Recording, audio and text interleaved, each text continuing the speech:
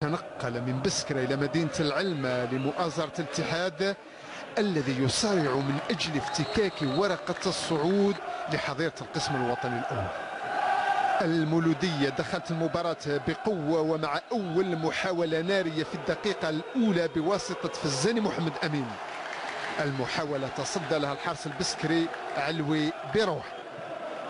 المحليون وصلوا الضغط وصنعوا ثاني أخطر محاولة في الدقيقة 21 بواسطة برحلة الذي سدد صاروخية، لكن الحارس علوي كان في المكان والزمان المناسبين.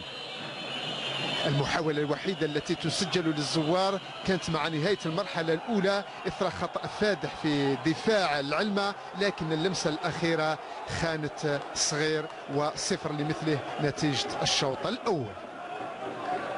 الشوط الثاني واللاعب البديل حسام بوحربيط يقلب الموازين ويوقع هدفا جميلا برأسية محكمة أنعشت المدرجات وصنعت فرحة كبيرة بين لاعبي المولودية والأنصار.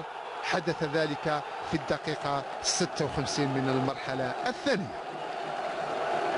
إلى ذلك لم نرى الشيء الكثير إلى غاية الثواني الأخيرة من الوقت بدل الضائع، وحينما كان الكل ينتظر صافرة النهاية بل الغرب يفاجئ الجميع بتسجيل هدف تعديل الموازين، هدف أعاد اتحاد بسكرة من بعيد كيف لا، والتعادل هنا بطعم الفوز، وتعادل صنع فرحة مزدوجة بين اللاعبين والأنصار.